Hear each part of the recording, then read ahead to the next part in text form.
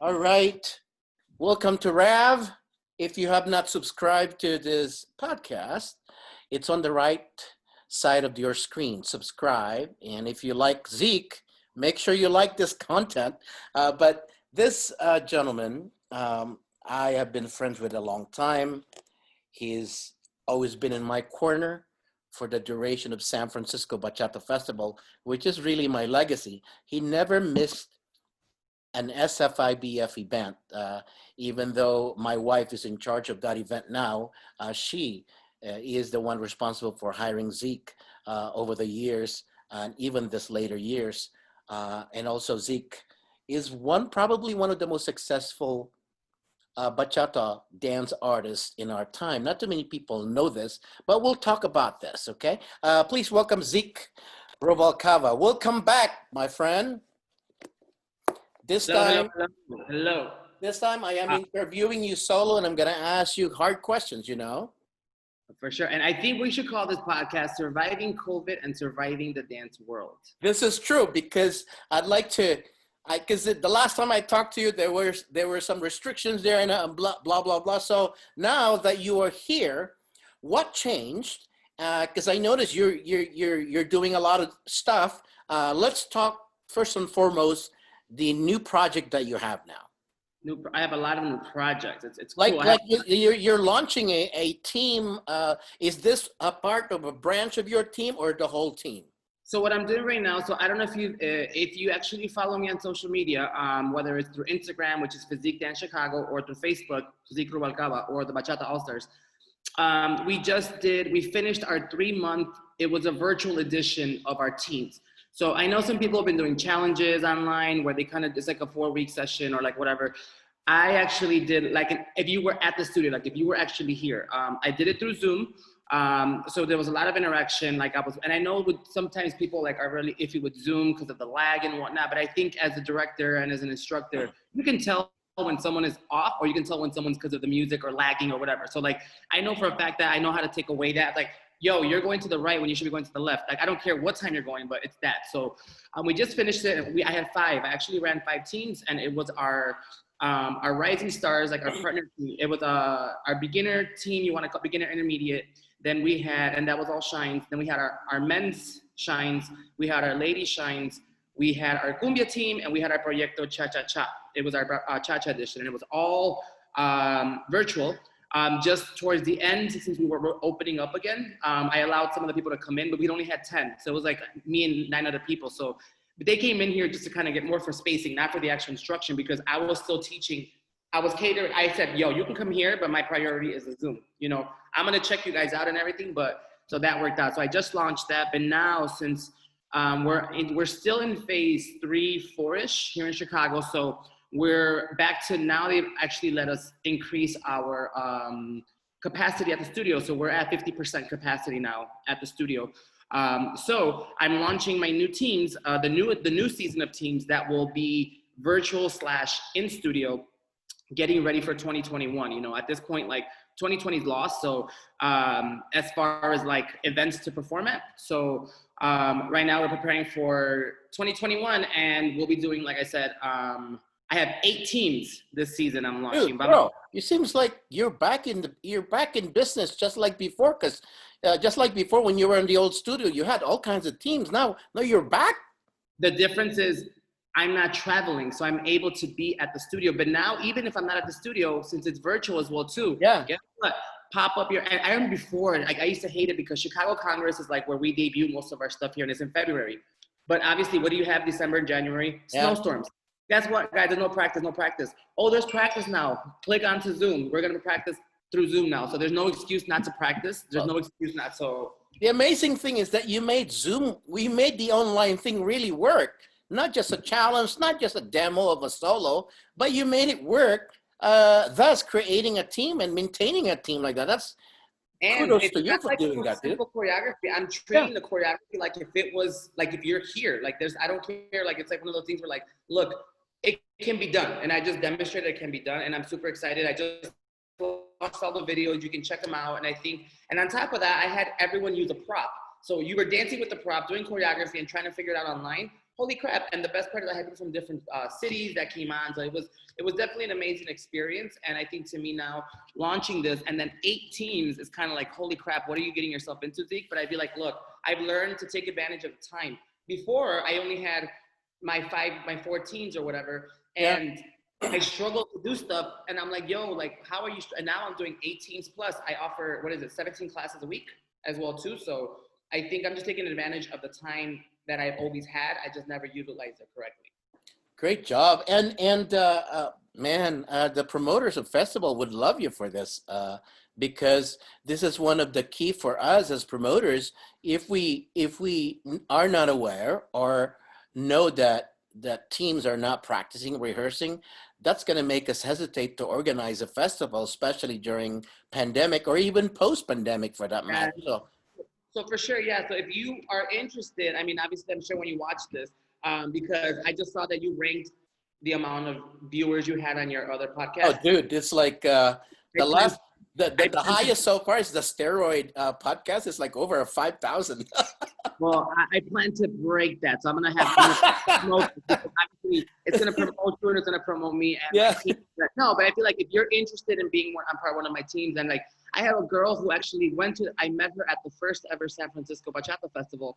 Until then, then she had a baby. She's like, you know what, Zeke, like I wasn't on the team, didn't have time, but I've always wanted to go to Chicago to train with you. And now she was on 3 of my teams, you know what I mean? And so it's definitely, you don't have to be from Chicago if you want to do it. And the best part is, I'm bringing back, because like I also dance. I dance everything, I'm a dancer, not just a bachata dancer. I'm a dancer in general. We're bringing back our on two, and it's going to be with the option of doing the shines portion and the option of doing the partner work portion. Because I know some people are like, yo, Zeke, I suck at partner work. Just let me do the shines, or vice versa.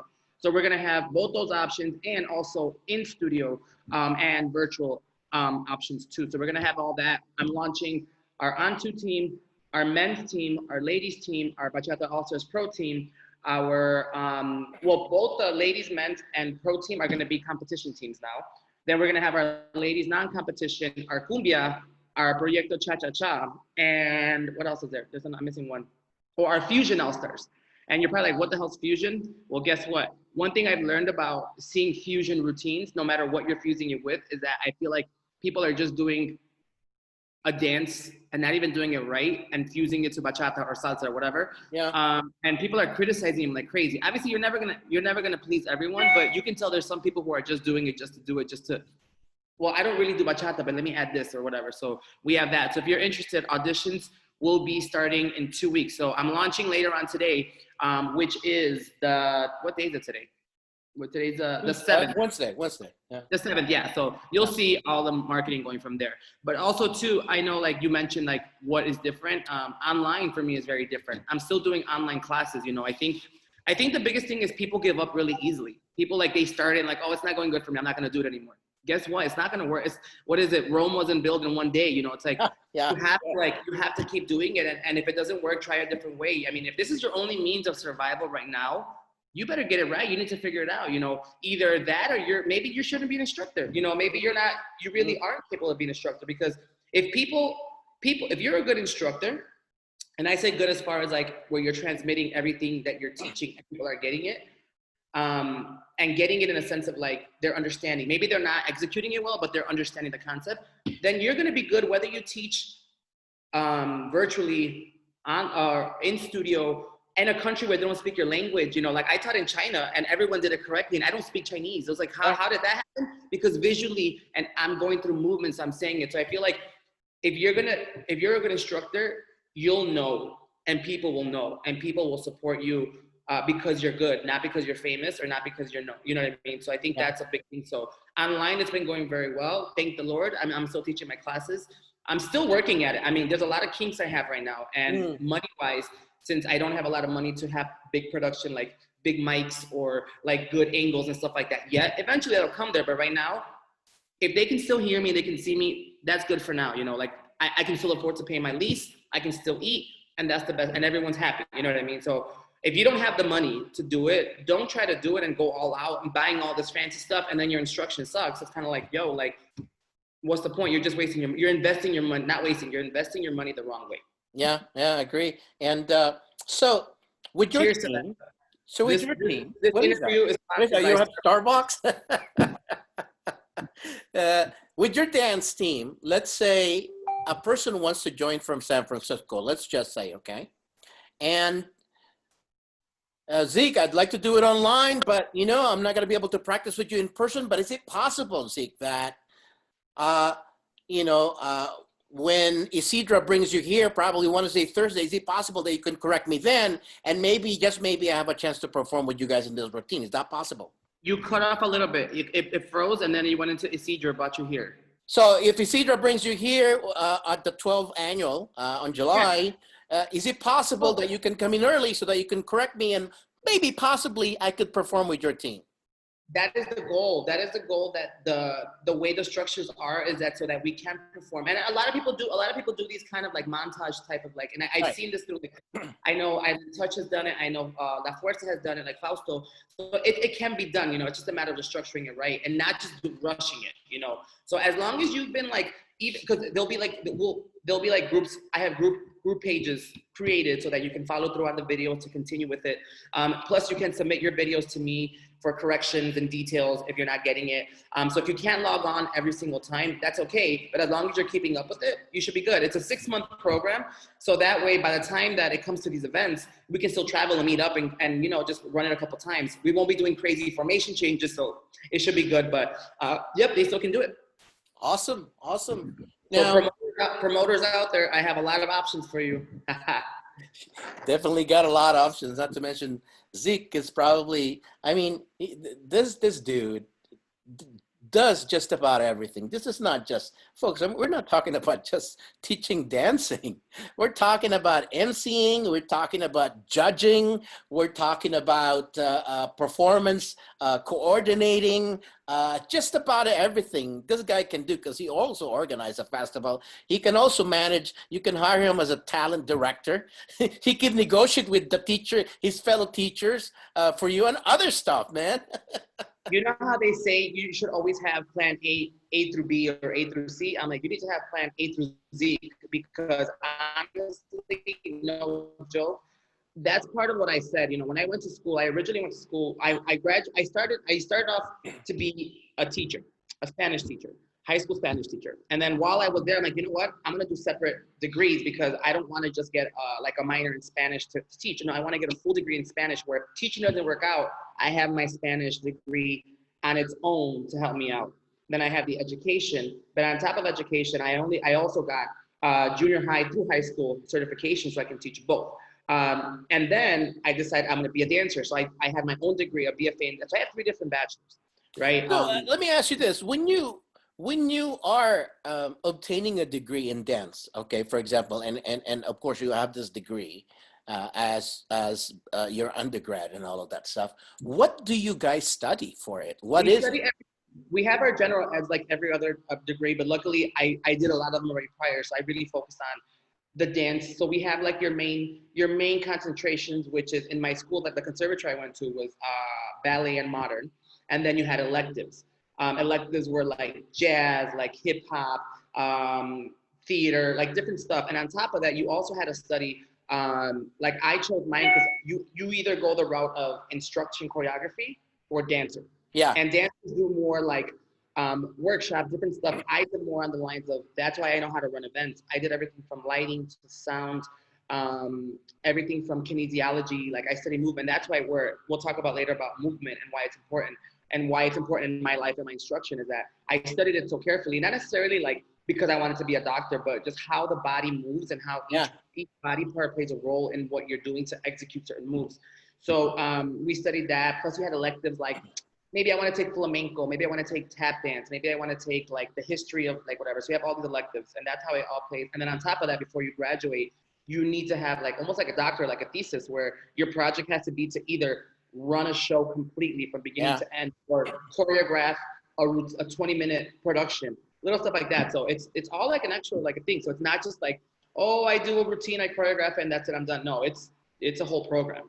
Now, most of the viewers, I get questions in the email and all of that stuff, whenever they see our family. When I'm talking about our dance family in general, we're talking about people that that were not fit, and then they get fit.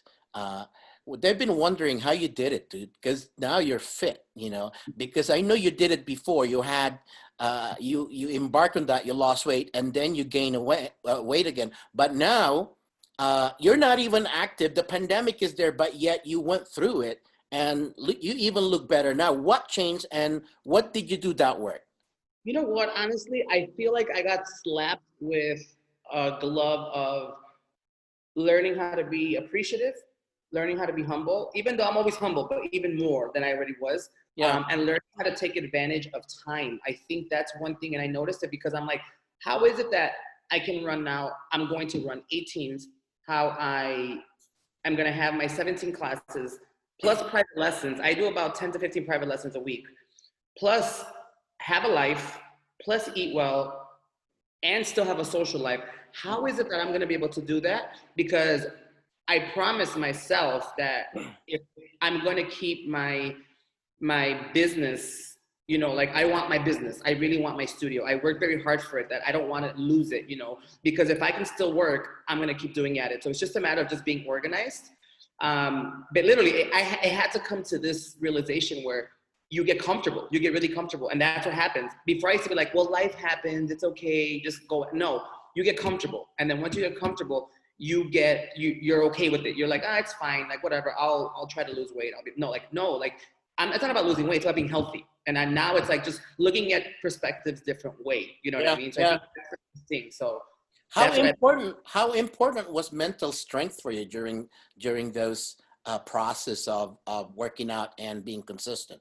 bro, like you don't understand. Like, and we talked about this. Like, I think when we had the interview with Isma and Yeah. bro, is that the first couple of weeks, like I remember, like I literally went through like, and I suffered from anxiety, you know, and Yeah. in the future you're gonna see a program I'm gonna do about that, because I feel like a lot of artists suffer from it, and I feel like there's so many opportunities to help people, you know, and like there's people that I know as of recently I've known of so many people that have passed away because of committing suicide because of depression, anxiety. And I'm like, whoa, that could have been me, you know what I mean? But like, and not going through it by yourself. I think that was number one, not going through things by yourself. Number two is learning how to be vulnerable and accepting things for, if it doesn't work out, find a different way, but don't give up just because of that. You know, to me, I said this, if let's just say before COVID, being just economically successful, I lose my studio.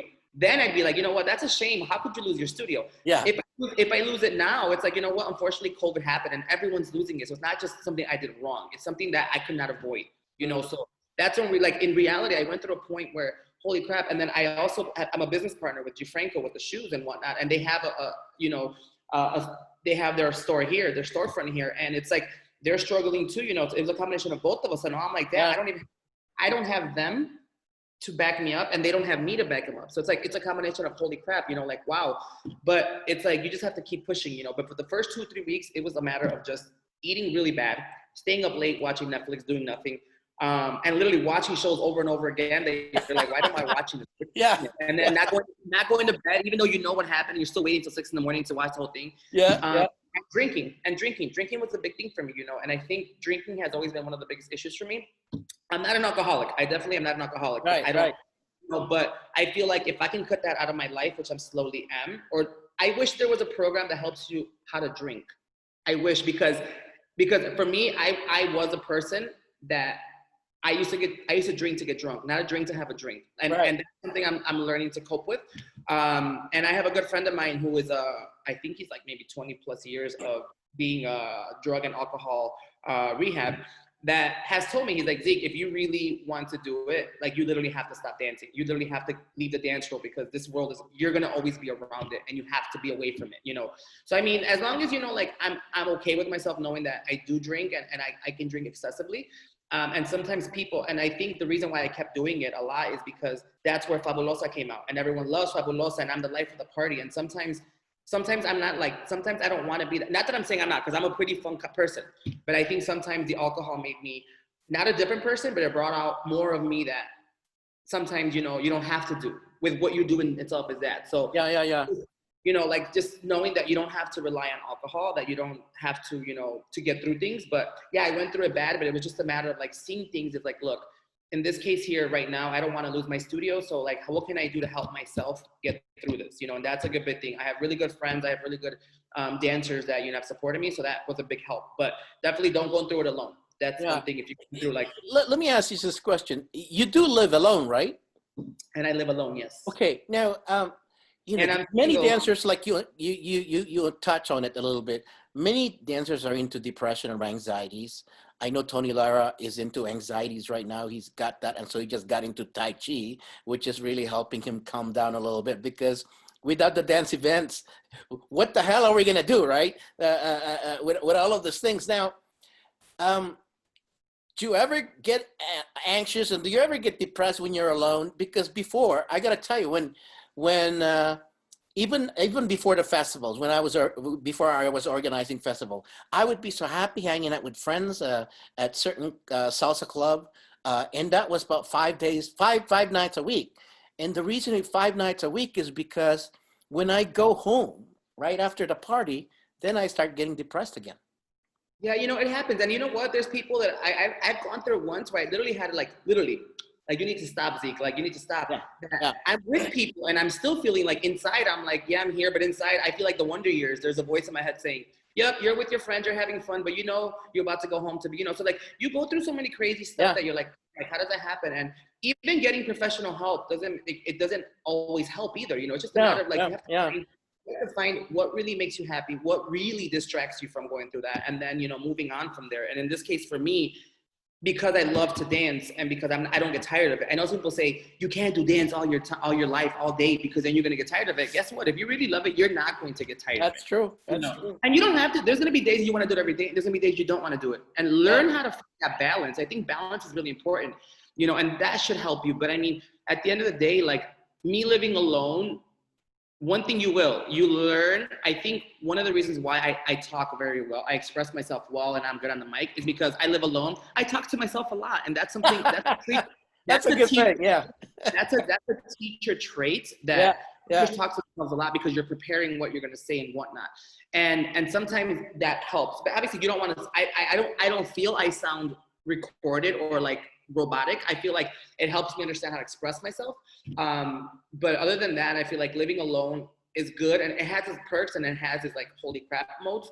But I mean, you learn that sometimes being alone is better. Like there's a Spanish phrase that's called "Es mejor estar solo que mal acompañado," which is it's better to be alone than to be accompanied by the wrong people. You know, so I feel like that makes a difference. But it does. But I feel like at any point, if you feel like, you know what, like, okay, this is not good for me, like call people. I think the biggest thing is this. I know that there's a saying, there's like memes out there, like check on your friends, you know, but no, don't check on your friends. Why don't you tell people, reach out to people like, you know what, I'm not okay. Hey, can we talk?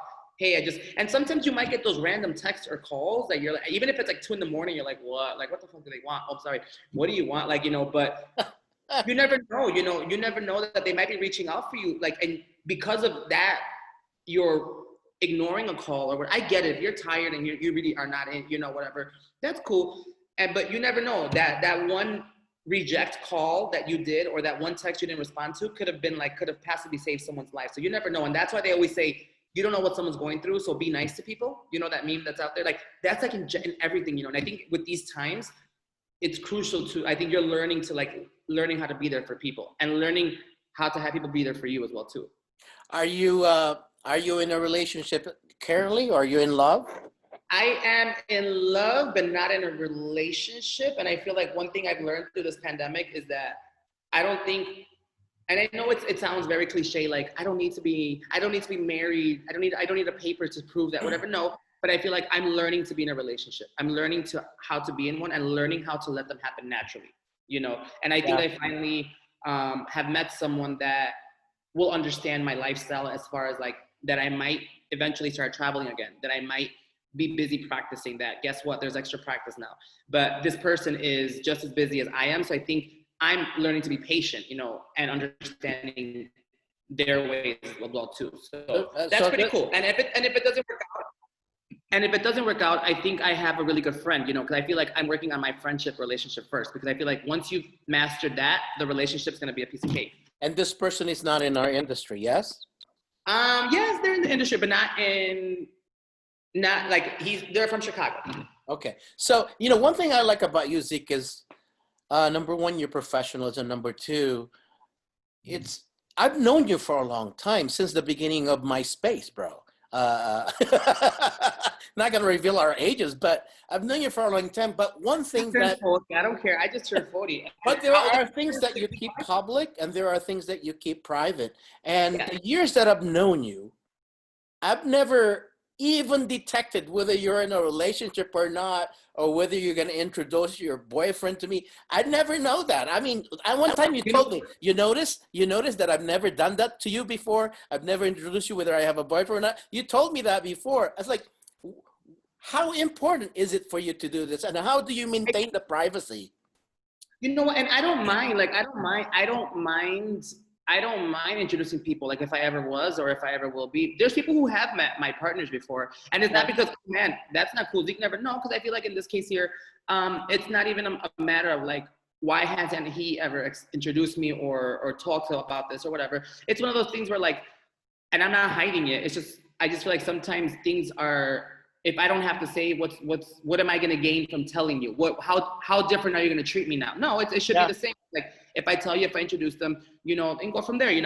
I remember one time at your event, I did take my partner. Like I was dating someone. I even told you, I'm like, hey, so because I remember you asked me like, hey, this night can somebody room with you? And I'm like, well, actually, someo's staying with me. Oh You're like, yeah, yeah, oh, yeah. I okay, remember all right, that. Yeah, yeah, that's good, And that was it. And that's I'm like, yeah, have you noticed? This is the first time I ever. And you're like, oh yeah, yeah. Cool. And it was like, okay, move on to the next. But yeah, and this is why like I can have this conversation with you because you've never judged me or you've never yeah. questioned or tried to like get all in the business.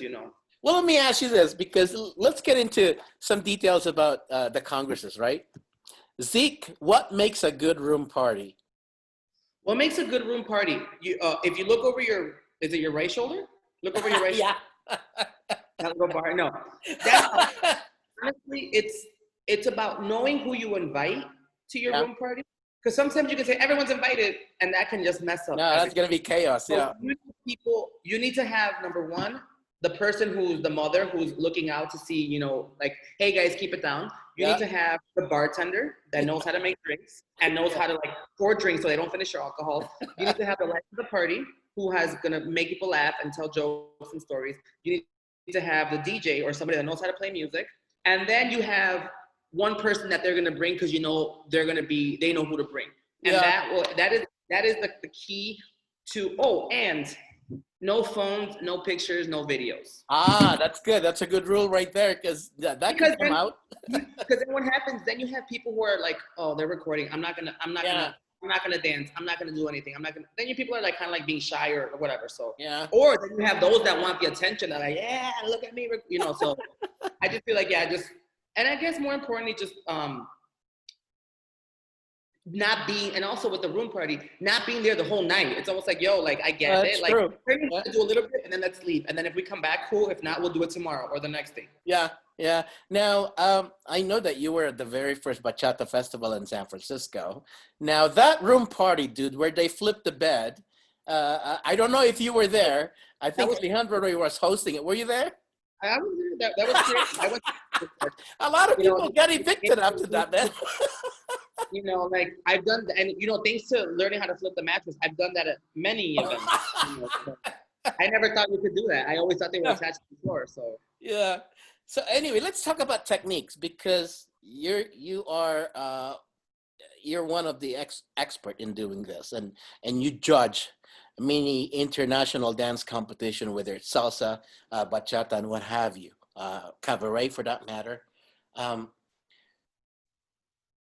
with the top five competitors in the world right now, let's say World Salsa or Summit, you name it, those are the two major ones that I can think of.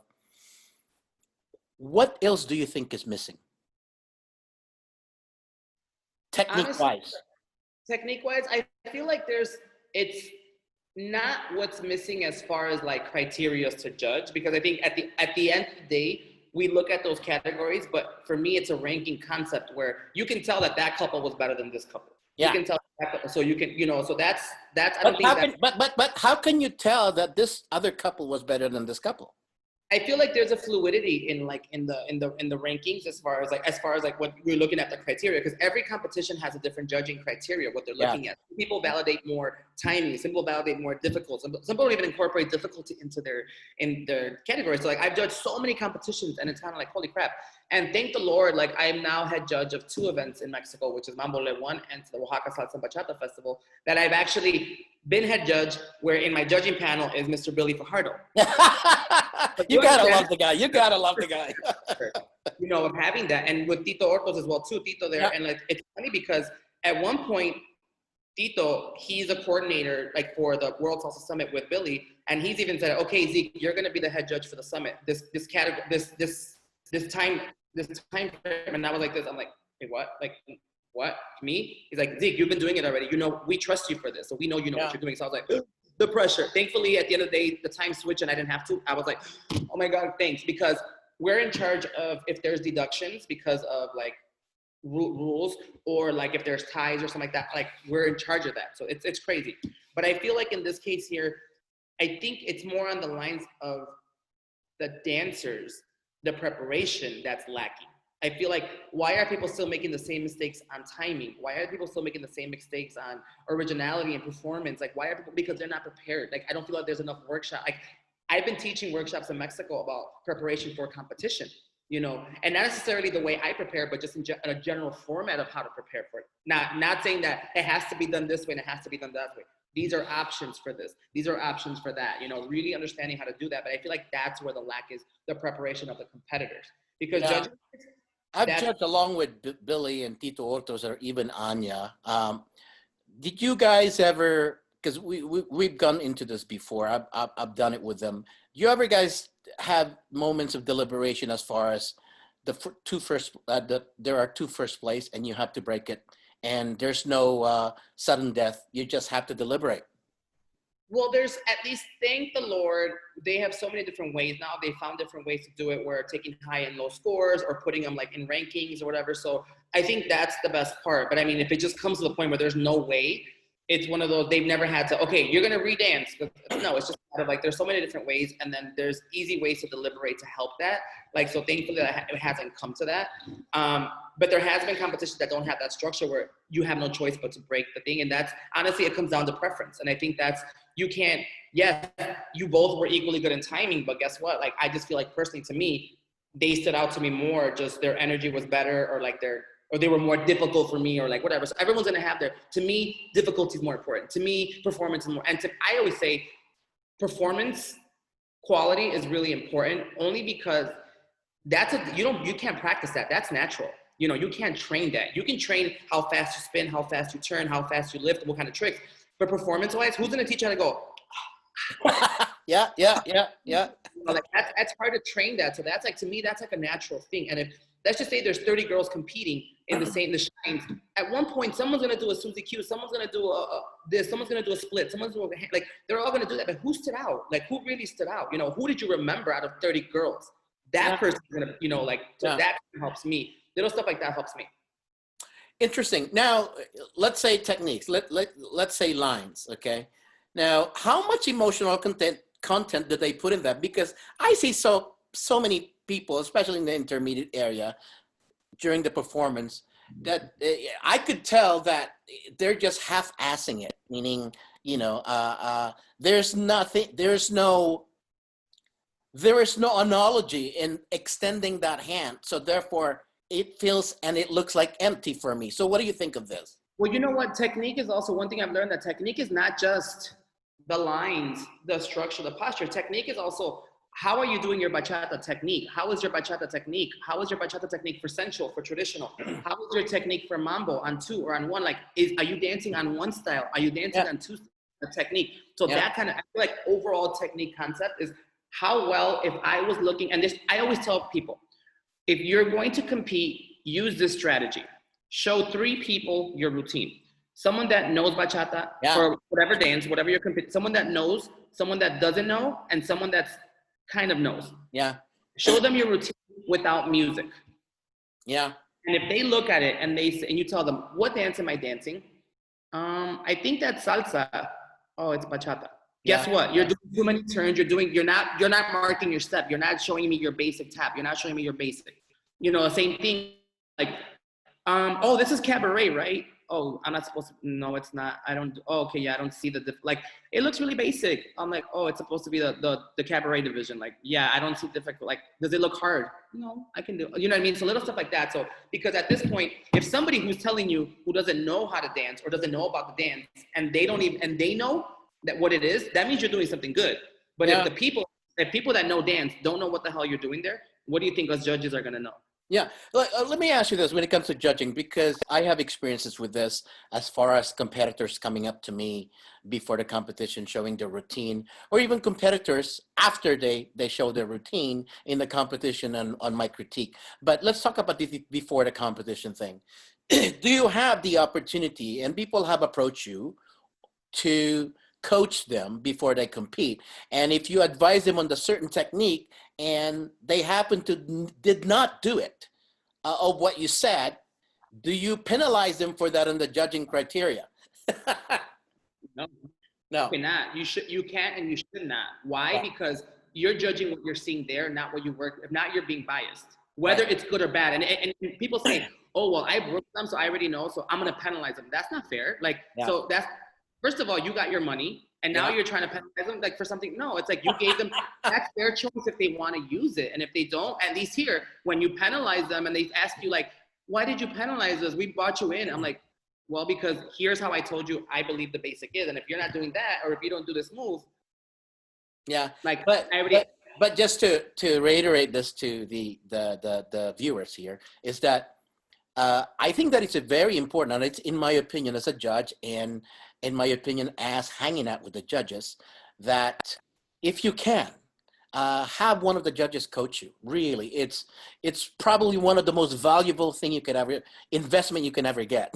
I'll give you an example. Like Yeah. even Ricardo and Karen have worked with me. You know, like I've worked with a lot of the world champions, Yeah. and not because they have to, and because, well, first of all, we're friends outside of dance.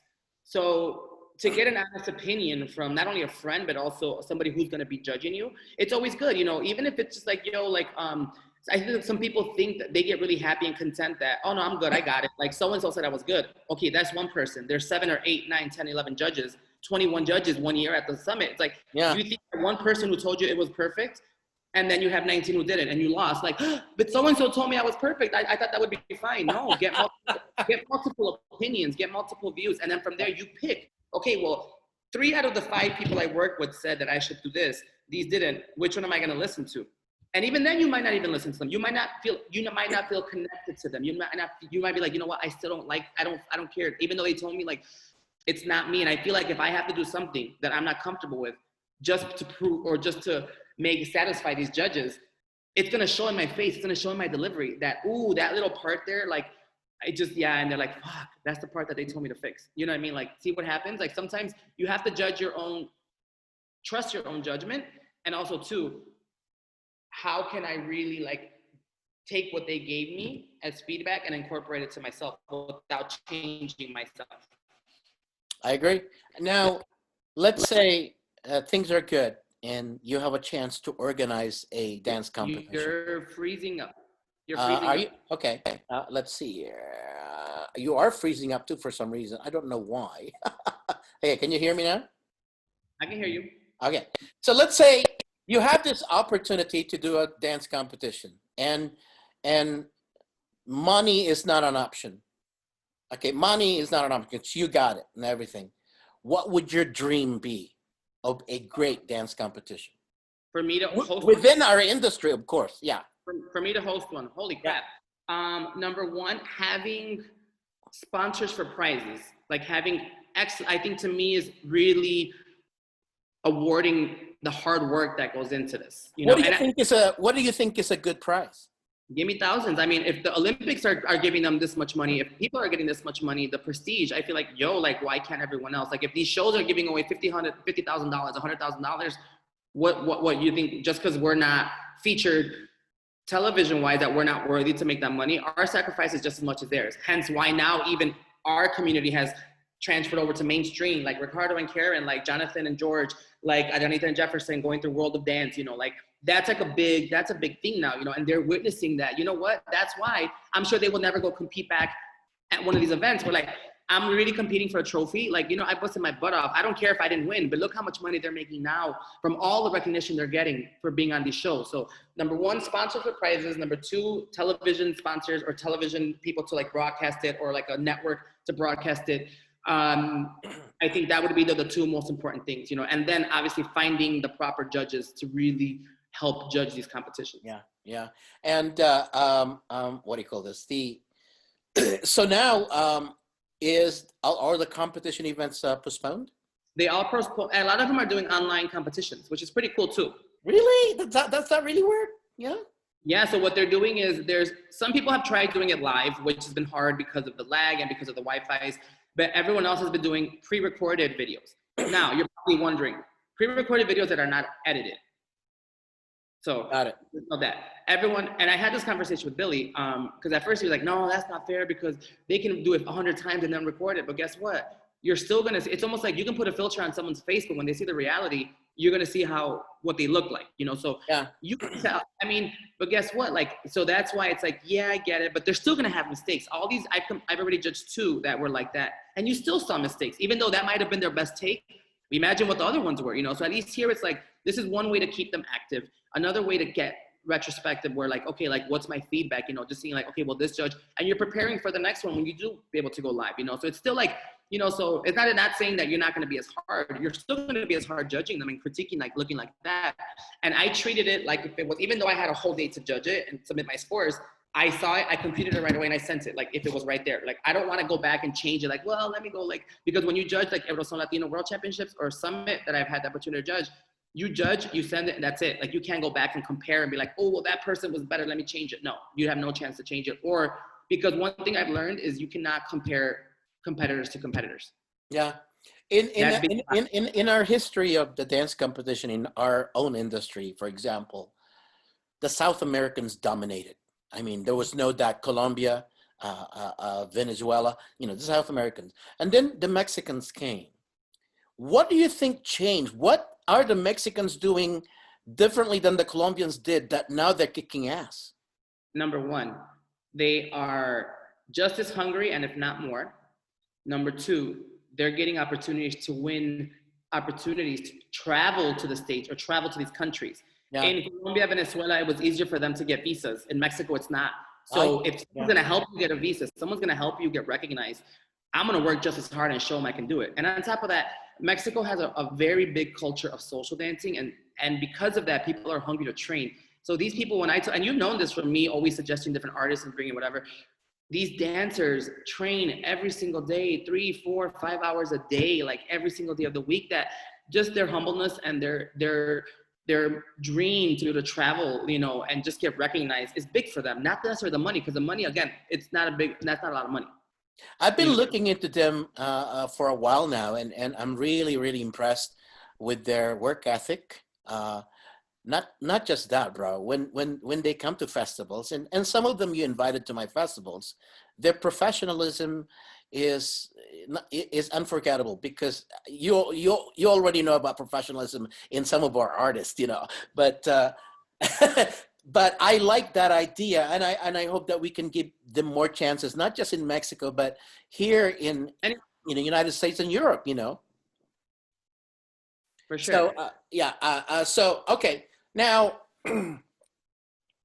look, when Isidro brings you back to SFIBF, you got to do the Jack and Jill again, man. Look, that's your legacy. You're the one who made the professional.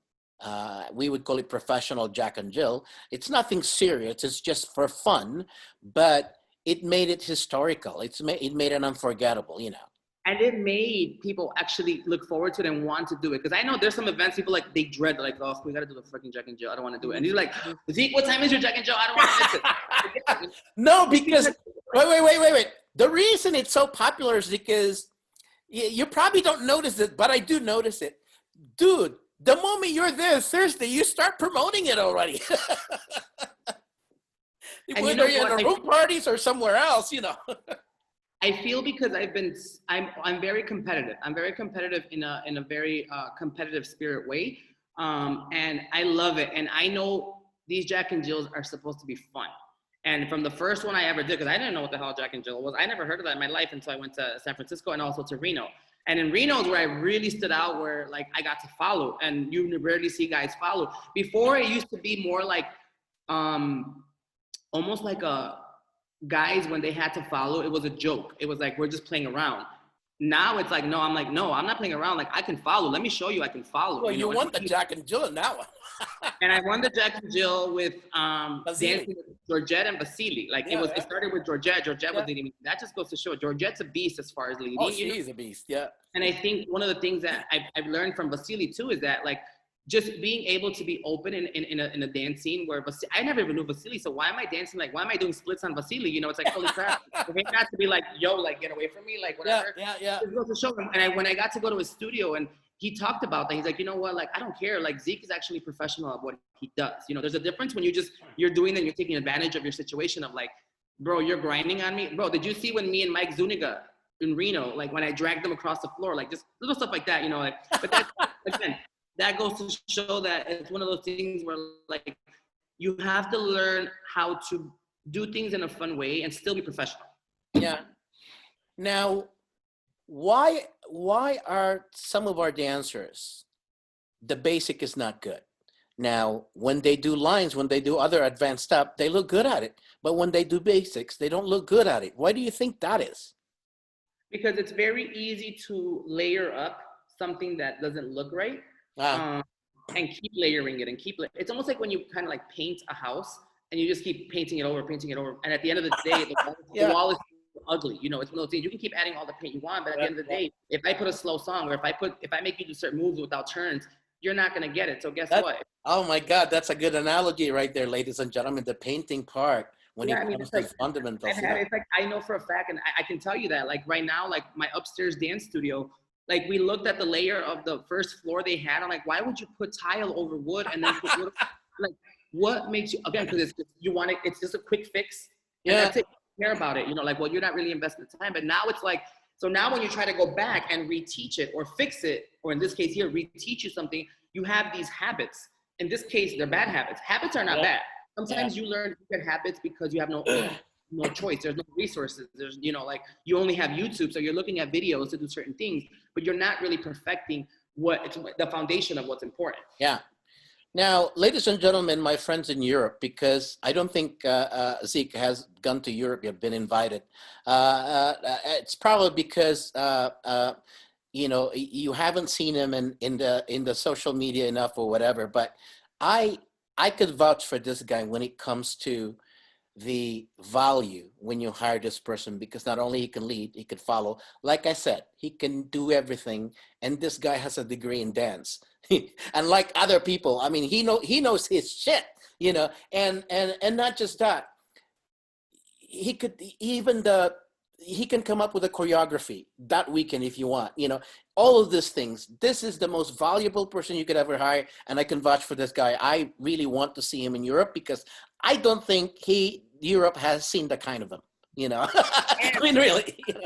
Thank you for that. I think that's, and I remember in the beginning, I'd be like, damn, why doesn't no one ever hire me? Like, I used to even like send like emails to people like, yo, I'll go for free. Like, don't even pay me. You know, like, I'll even fly myself. And at one point I was going to, I thought to myself, like, you know what? If it's going to happen, it's going to happen. Yeah. But also too, another thing you miss is that if I ever get hired in Spain, I speak perfect Spanish, you know, like I'm completely fluent in Spanish. So to teach, like, this struggles. So imagine how much more marketable I am. And I think one thing I've worked at is making myself, we talked about the beginning is of having a plan, like a plan A through Z, is just being marketable. You know, you can be pretty, but guess what? The looks go away at one point. You can have a nice body, but the body is going to go away at some point. And if you don't have anything, it's like, again, if your floor and if your wall is still bad, it's not going to help. So work on your craft. If I was in my younger days, Zeke, and if I was still a student, I would hire you as my coach to compete. Oh yeah, and I would hire you full time as my coach to compete. That's for sure. You know what? This last year, I actually did a sponsorship program to sponsor couples to represent my studio in competitions that I was judging at, but I didn't judge them on purpose. And I even like, Amber Tito got mad at me. He's like, Zeke, all of us here at one point have worked with these competitors. Because I told him, please don't put me in the categories my dancers are competing, because I don't want people to talk shit saying, oh, well, he's their coach, he's their Yeah, director. yeah, yeah. I just don't want that. But moving forward, I'm going to. But either way, last year, I took one couple to the Evolucion Latino World Championships. They competed against 23 couples, and they won the Bachata amateur division. And at the summit, another couple, and they competed against like 20-something couples, and they won. So I trained them. And this is, I wanted to prove, like, look, I'm doing this to you all. You're going to benefit from this, and I'm going to benefit from it. I'm trying to prove that I can actually coach, choreograph, and coach and train couples. So that way, because I know there's many studios, for example, like Yamule. Yamule is when you say, hey, I want to train on 2, I'm going to go to New York. Hey, I want to train in so-and-so, I'm going to go to this school. Hey, I'm going to go this. And the people will fly and travel and invest because they want to get a coach that's going to help them. And I think having multiple coaches or like a main coach that's going to help you, like, because I always say, like, everyone looks at me like, oh, well, Zeke, you don't do tricks. I'm like, I don't do them, but that doesn't mean I can't teach you how to do them. You don't have to do them. You can execute them, Yeah. And you can even like ask Harold and Regan, world champions. Like when we were in Mexico, we worked almost about 15 hours of just training on different stuff. And even in part of the tricks, I like, maybe if you try this and little stuff like that, because again, I know how to, I mean, it's just so many different things, that you can do that. You might not be an expert at that, but you can still. That's what I meant about coaching, because coaching is a skill. Okay. Mm-hmm. Being a coach is a skill. It not that you see things that others don't see. That's the gift right there. Now, and I'm sorry to interrupt you, but like, and the fact is this, like, it's almost like when you go to basketball coaches, there is the head coach, and then there's he says, guess what? I'm going to hire this person to be your free throw coach. Or whatever. I'm going to hire your dribbling coach or this coach. But guess what? This coach here knows what's going to work for you. And this couple might have these. So I have a staff of coaches that I work with. That is great. Jorge Maria helps me with partner working tricks. Yeah. I have Jordan Regan, who I always go to. And then one of my second eyes is Saya Beltran from MG. She's my other coach. Her and I are like this. Like, we're both in that same mentality where Saya, I mean, Saya Beltran, we're talking about, what's her name? The one who always dances with her brother. Liliana. Oh, yeah. Liliana. Is she ever planned to compete, man, or she's just going to be just performing? Honestly, I don't know. We've never talked about that, but I know, like, she would be. I don't think. She would be a world champion. Oh yeah, man. Yeah. Yeah. Now let me ask you. I would make all of. Let me ask you this question. Whenever we talk about vitamins, vitamin C, what are the benefits? Okay, coaching. You're gonna speak to the people that have never been coached before, that never hired coaches. What are the benefits of hiring a coach?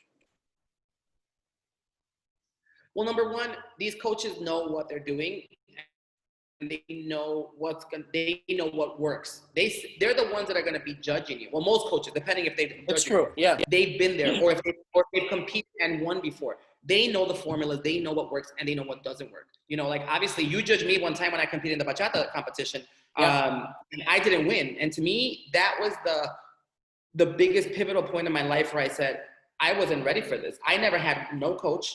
I thought I knew it all. Me and Kathy thought we knew it all. We thought we were doing, like, okay, we had won other little mini competitions here, but competing against these world champions. But at that point, what was hard is the fact that we didn't do any tricks. And the people that did win, look at the Italians. The Italians, Simone and with the couple that really skinny, I forgot what their name is. I remember them. That was in Las Vegas or San Diego? It was Las Vegas. It was in Las Vegas. Yeah. So they were the couple that beat us out. Because before they used to take 10 couples, but the event got bigger, we placed 6th and they got 10 or a 5th or whatever. So that was a couple that outbeat us. So when they announced them and going into the finals, 5th place, this couple, I looked at Kathy and I said, we didn't make it. And then it's like, no, just have faith. The next couple. And I said, at this point, Alien has not made it. We did not make it. Boom. Exactly. Yeah. Like, how did you know? And I said, girl, if these couples, look at what they're doing, what we didn't do. I already knew. I'm like, dude. And the fact that me and Kathy trained, we trained for 3 or 4 months, but we didn't live together. So we were training the last week hard. And that's too late. And that's the biggest mistake that people do. They wait till last minute. No, you should be training now. Yeah. The moment the competition's over, you start your next one. You can't rely on that. The more trained you are, the better you are. The more relaxed you are getting to the competition, I agree.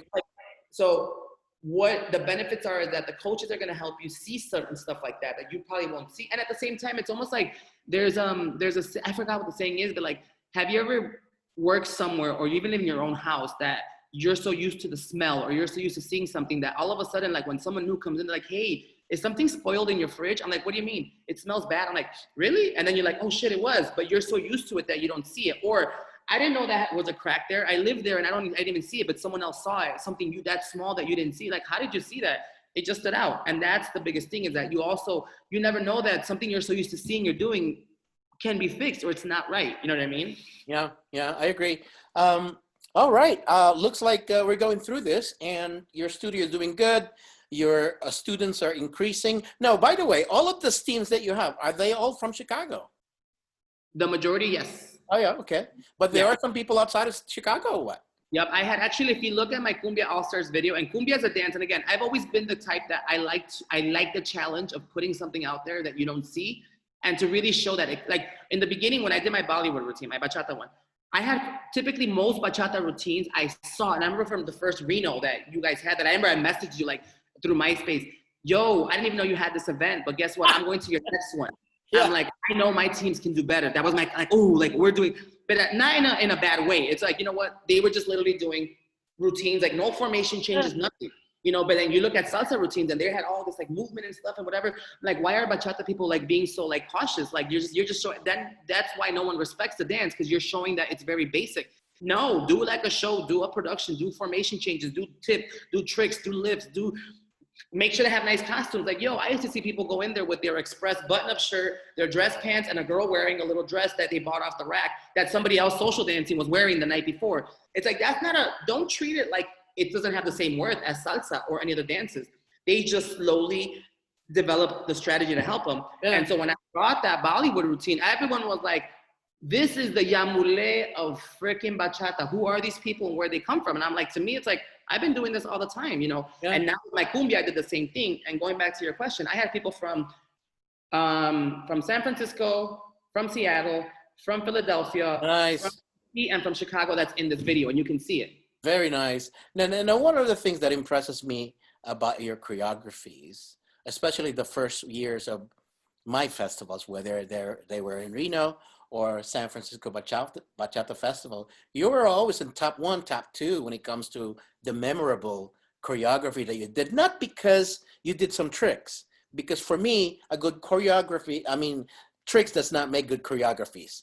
Probably it adds to it if it's a dessert, it adds to the layer of the cake, whatever. But for me, what impressed me is, you're right, the outfit. Yeah, for sure. Not just the outfit, because like the theme. I like it when you do the theme. Number 3, I like the change of formation you have.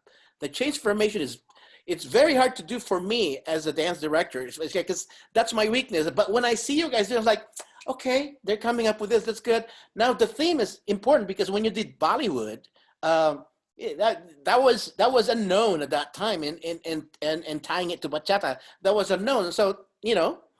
And I think, and one of the things I did for sure was that I did not want to be cliche and do something cheesy. Like, I'm going to put what is it? Those party store costumes, you know, and no, I was inspired by it. I didn't say this was a traditional costume. It was right.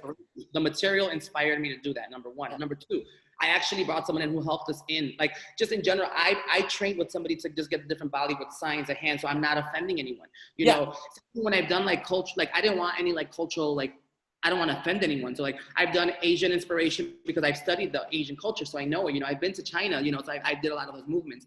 The same thing when I'm going to do like traditional, like, I know like this season coming up right now, I'm going to be doing a tribute to Mexico for our salsa routine. So I'm going to be looking at folkloric stuff, folkloric elements, everything from like, very good. Yeah. Like the thing is, I've always been one that I make sure that if I'm going to do it right, I'm going to do it right all the way to the end. From the moment they step into the studio for their first day to the moment they step off the dance floor, everything from costume to makeup to music to choreography, everything has to be done. What another choreography that I like is you did a Dominican theme, and you guys perform it in Reno. And actually won that competition. We won the competition you had. That's one of the reasons you became so popular after that. I mean, your team became popular in San Francisco. I give you that. But you became more popular, not just as a team, as you yourself, after that, after that competition choreography. What I like about the Dominican theme is you put some steps there and movement that people didn't know, and that's palo. You know, that's palo. You know, and not too many people knew that. I mean, how did you? What was your thought process of that? I've been dancing like I said. I've been dancing. Well, I don't know if people know this, but like I used to have a babysitter who is Dominican. So like hearing merengue and just seeing that and just going to family dances where they play that music, I've always been inspired by it. And I feel like one of the cultures I love is like the Dominican culture, and also like the merengue bachata culture, and I know it very well. So when I teach myself, I always talk about the different aspects of it and why certain moves are a certain way, like shuffling your feet or doing like syncopated steps is because they used to dance in the hot sand in the Dominican Republic. So a lot of their footwork is like, it's hot, think of hot sand, right?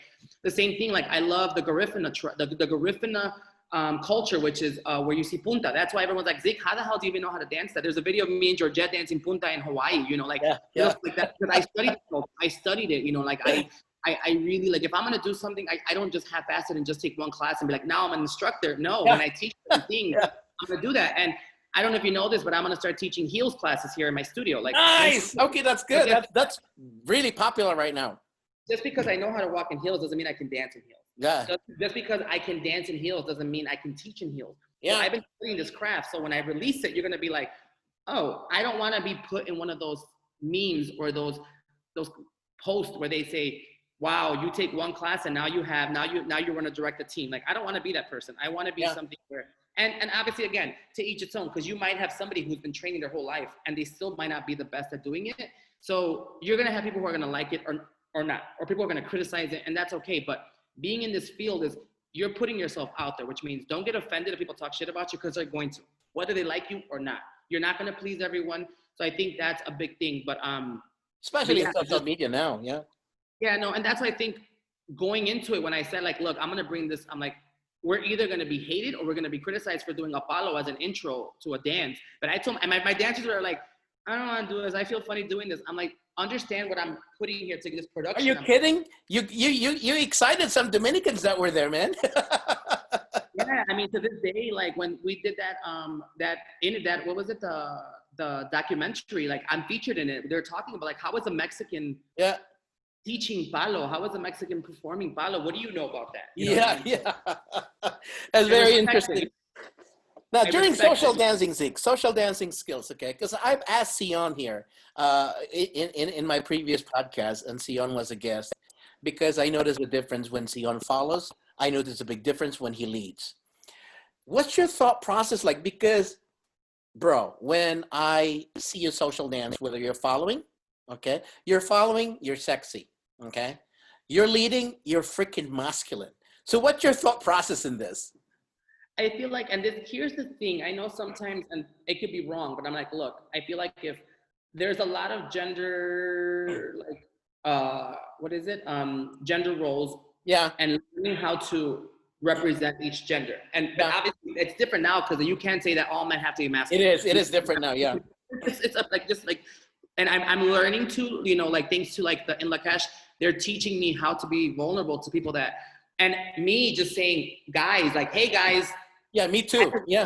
I didn't realize how offensive that could be to some people. And I'm learning, and like, so I feel like doing that. But I feel like in this case here, and this is like something I say to people who are competing, where I say, look, this, because it is categorized as male salsa soloist, and you're doing this and this and this and this and this, and it's like, okay, well, you know what? There's a category for feminine, like for females. Sure. So anything, you should be competing in that. And if they don't let you compete in an open category, that way there's no, but because there is a guideline saying this is a female, this is a male, unfortunately, but now they're opening up more open categories where it's open, and you know what, they're not going to judge you on that. But here, if the role says I need you to be female, whatever.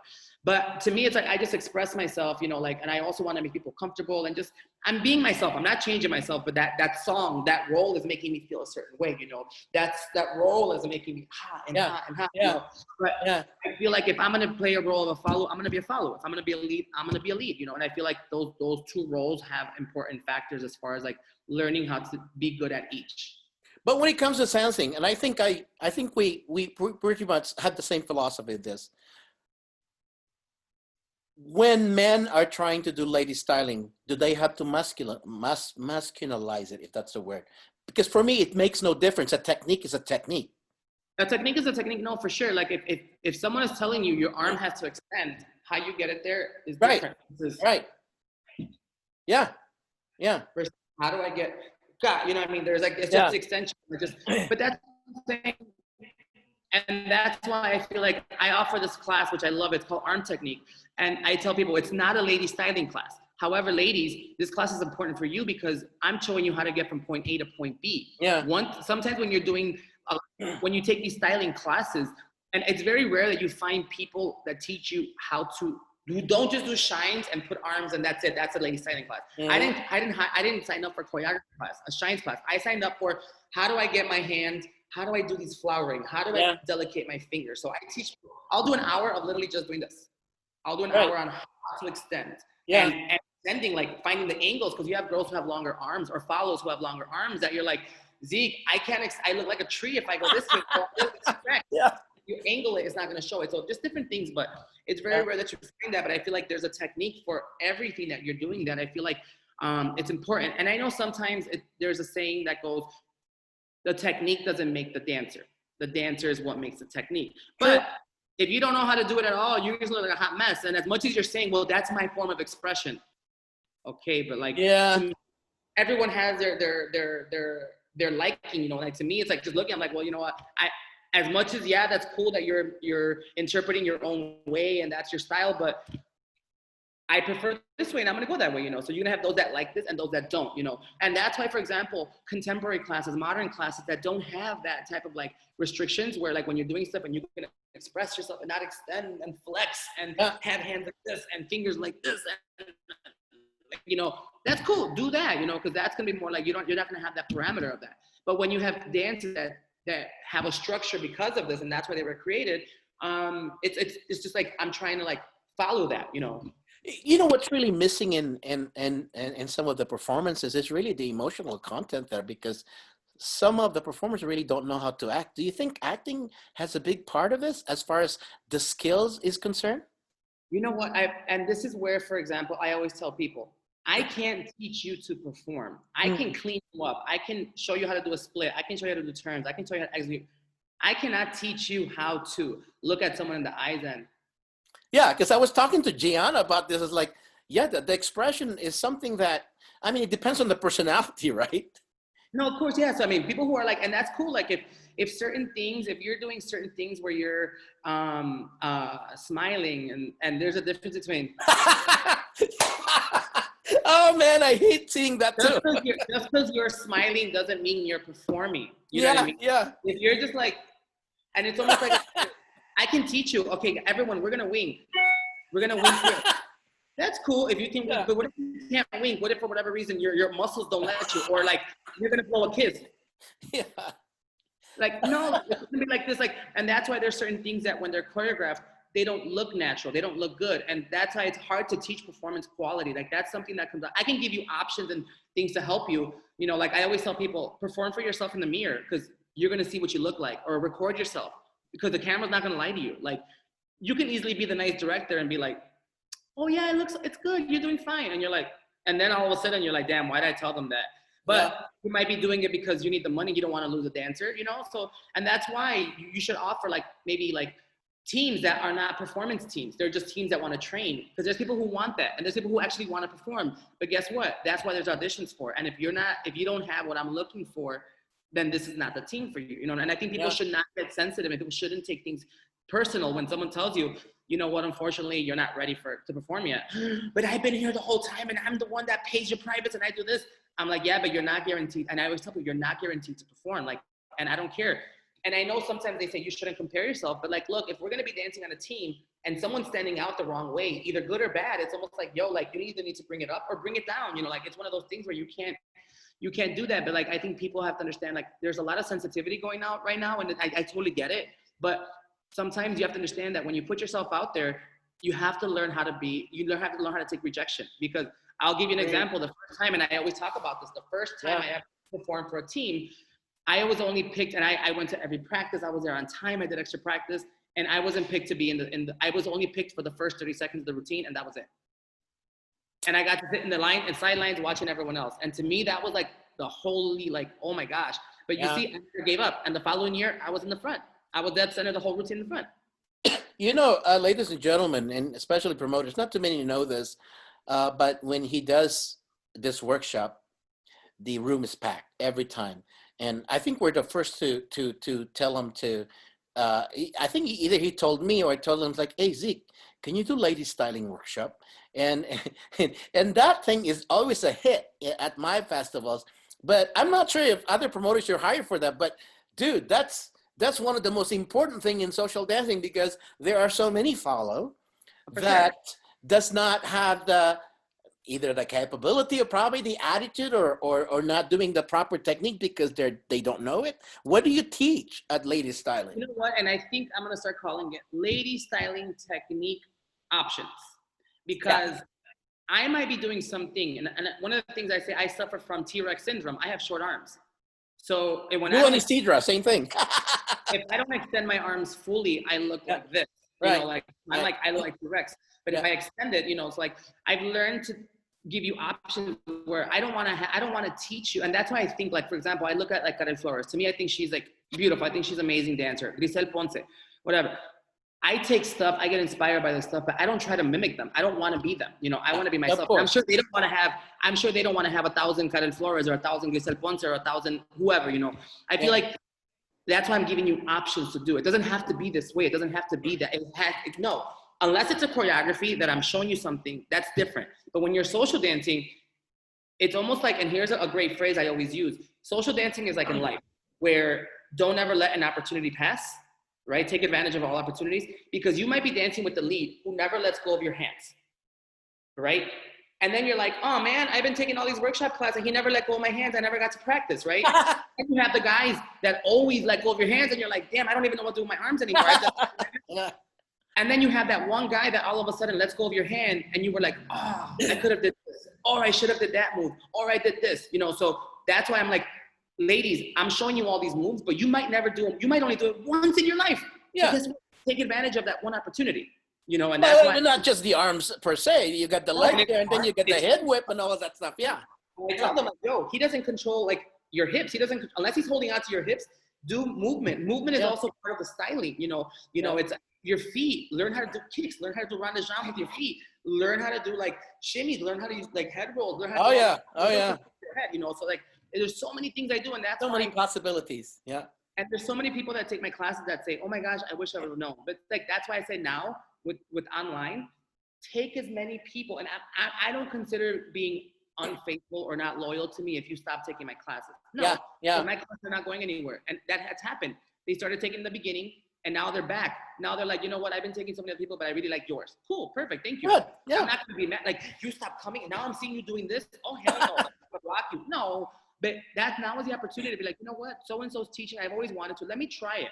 I don't have another chance to train with them, so let me do this. It's online. I'm not gonna lose anything. I don't have to buy a flight, hotel, or buy a pass to go somewhere just to train with these people, because you might like it or you might not. And you're like, I'm glad I didn't invest that one time to go here because I did not like their instruction, or I really loved it. Now, next time at a Congress, I'm gonna invest my money and go because I really love their instruction. You know, so give people a chance that you don't know. Try people. You don't lose anything. You know, maybe a little bit of money here and there. If you don't have the money, okay, well you don't. But a lot of people are offering free classes. Take them. Don't let an opportunity pass. That's the biggest thing. Okay, let's do this again. That things that you're launching, people are still welcome to register. Yes. Well, I'm about to launch it today. So they have 2 weeks to register, and then November 1st starts our next season. So they still have about 2 or 3 weeks. I can't believe it's first.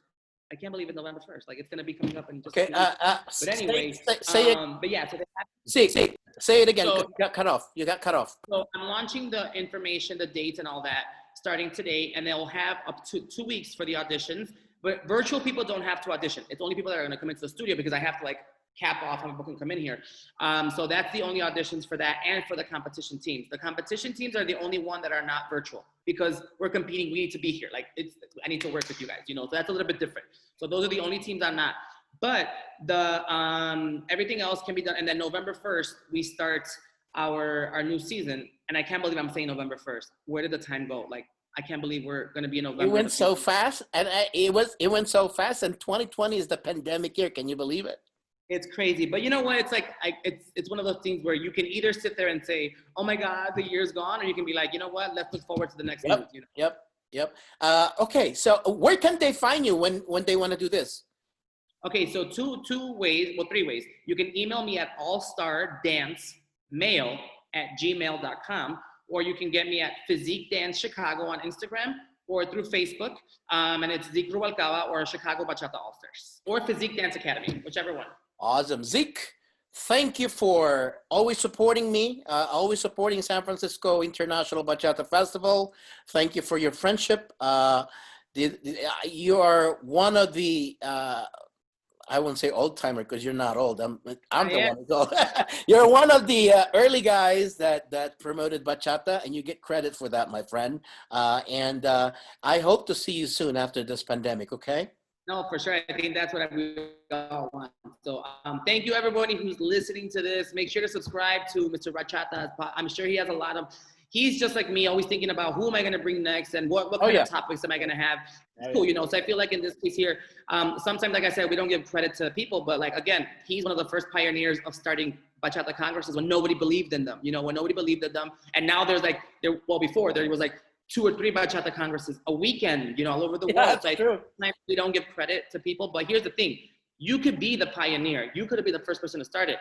But if you don't maintain yourself and you don't gotta maintain it, you gotta keep contributing.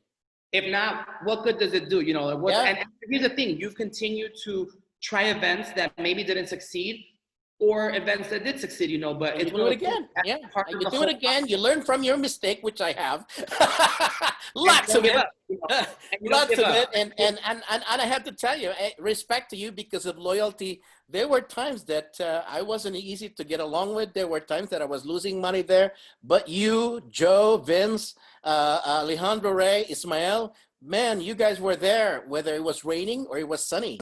I really appreciate that. I really do. Now, ladies and gentlemen, one of the reasons I do this podcast is because not only I want to give opportunity to those people that are not known yet, I want to give an opportunity to those that are already popular that are that wants to contribute. And in the next few weeks, I'm going to start doing the advertisement.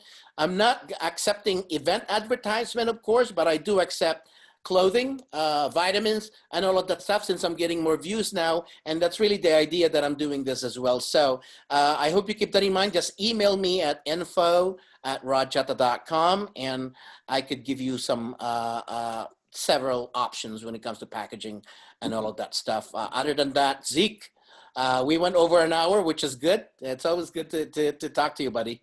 For sure. All right. Thank you, everyone. It was good chatting with y'all. Physique Dance Chicago. I need more followers on Instagram. Ciao, Zeke. All right. Be good.